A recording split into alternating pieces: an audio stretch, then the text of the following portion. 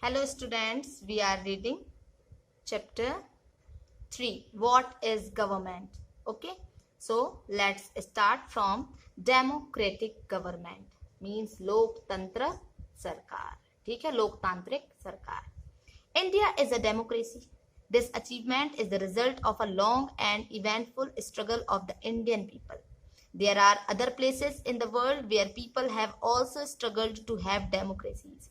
You now know that the main feature of a democracy is that the people have the power to elect their leaders. So in a sense, a democracy is ruled by the people. The basic idea is that people rule themselves by participating in the making of these rules. Democratic government in our times are usually referred to as representative democracies. In representative democracies, people do not participate directly but instead choose their representatives through an election process.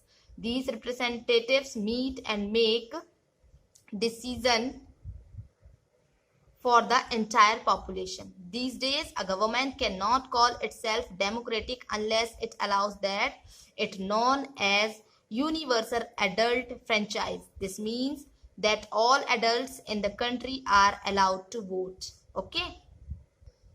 अब हम जानते हैं कि India क्या है, एक तंत्र, ठीक है, एक तंत्र सरकार है एक प्रकार से इंडिया में. ठीक है, और ये अचीवमेंट कैसे मिला? ये अचीवमेंट इंडियन पीपल्स के स्ट्रगल्स के बाद मिला. ठीक है, और ऐसे वर्ल्ड में बहुत सी कंट्रीज हैं, है ना, कि जहां पर लोगों ने स्ट्रगल किया डेमोक्रेटिक होने के लिए, मींस एक तांत्रिक होने के लिए, है ना. और आप जानते हैं कि मेन फीचर डेमोक्रेसी का क्या है? डेमोक्रेसी का मेन फीचर ये है कि लोगों के पास ये पावर होता है कि वो अपने लीडर को चूज कर सके. ठीक है, बाय इलेक्शन. तो एक प्रकार से ये कहा जा सकता है कि डेमोक्रेसी जो है ना, वो उसमें जो शासन है वो लोगों के द्वारा किया जाता है.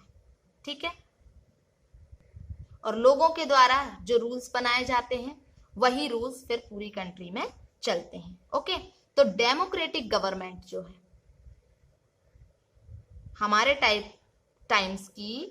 हमारे समय की डेमोक्रेटिक गवर्नमेंट जो है वो एक प्रकार से रिप्रेजेंटेटिव डेमोक्रेसी है. ठीक है, अब रिप्रेजेंटेटिव डेमोक्रेसी में लोग जो है डायरेक्टली पार्टिसिपेट नहीं करते हैं, है ना. वो क्या करते हैं? अपने रिप्रेजेंटेटिव प्रेजेंट करते हैं बाय इलेक्शन. अब प्रत्येक व्यक्ति तो इलेक्शन में खड़ा हो नहीं सकता है, तो लोग ग्रुप बनाकर उसमें से किसी एक को वो खड़ा करते हैं. ठीक है, इलेक्शन के लिए. और ये जो जिसको खड़ा करते हैं उसको हम रिप्रेजेंटेटिव भी कह सकते हैं. ठीक है, तो रिप्रेजेंटेटिव जो होता है वो सारी पॉपुलेशन के लिए फिर क्या करता है?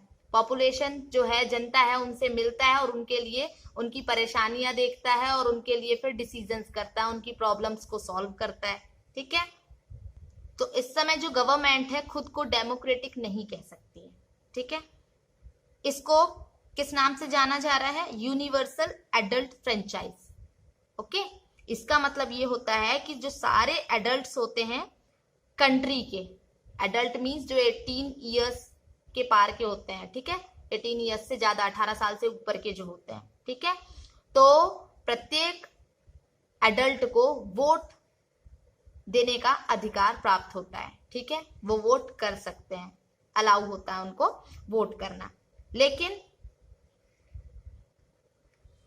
ये हमेशा नहीं होता था पहले. क्या आप विश्वास कर सकते हैं कि एक समय था कि जब गवर्नमेंट वुमेन और पुअर पर्सन को अलाउ नहीं करती थी वोट देने के लिए. ठीक है, उस समय गवर्नमेंट वोटिंग के लिए सिर्फ मेन मींस पुरुषों को करती थी और जो रिच पर्सन होते थे या जो एजुकेटेड होते थे उनको बस अलाउ करती थी वोटिंग के लिए, है ना.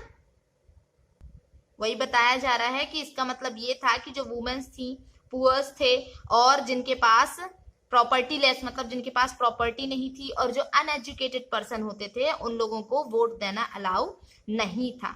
ठीक है, तो देश में जो सरकार चल रही थी उनके द्वारा ये रूल्स और रेगुलेशन बनाए गए थे, और वो भी इंसानों के द्वारा ही, लोगों के द्वारा ही ये बनाए गए थे। ठीक।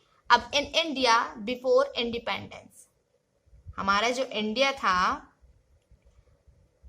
इंडिपेंडेंस के पहले, तो सिर्फ स्मॉल माइनॉरिटी वाले जो लोग थे वो अलाउड थे वोट देने के लिए, है ना। वो आते थे, ठीक है, एक साथ आते थे मेजॉरिटी में और फिर वोट करते थे। ठीक है, बहुत सारे लोग इंक्लूडिंग गांधी जी, वो भी सॉक्ड थे इस अनफेयरनेस से। ठीक है, मतलब इस गलत नियम से गांधी जी भी सॉक्ड थे। तो उनने फिर क्या की, डिमांड की कि सारे जितने एडल्ट्स हैं उन सब को वोट देने का अधिकार होना चाहिए। तब फिर वो यूनिवर्सल एडल्ट फ्रेंचाइज के नाम से जाना गया। ठीक है, जिसमें सभी एडल्ट्स को वोट देने का हक होता है। ठीक है, वोट देने के लिए अलाउ किया जाता है, तो वो जाना जाता है यूनिवर्सल एडल्ट फ्रेंचाइज के नाम से। तो यहाँ एक लेख बताया जा रहा है जो किसी जर्नलिस्ट के द्वारा यंग इंडिया के बारे में लिखा गया है 1931। तो उसमें बताया जा रहा है कि गांधी जी ने कहा है कि मैं ये नहीं मानता, ना ही ये पॉसिबल है कि जिस इंसान के पास संपत्ति है, वेल्थ है ना, वो ही सिर्फ वोट दे, बल्कि जो इंसान अच्छे कैरेक्टर का है लेकिन उसके पास वेल्थ नहीं है, मतलब संपत्ति नहीं है, और ना ही वो पढ़ा लिखा नहीं है, ठीक है, तो उसे वोट देने का अधिकार ना हो, ये गलत है ना। और वो इंसान जो ऑनेस्टी से वर्क करता है, ठीक है, दिन रात मेहनत करता है, उसे वोट देने का अधिकार ना हो। तो क्या वोट देना किसी पुअर मैन के लिए क्राइम है? ये राइटिंग जो थी, ये जो लेख था, ये लिखा गया था। ठीक है।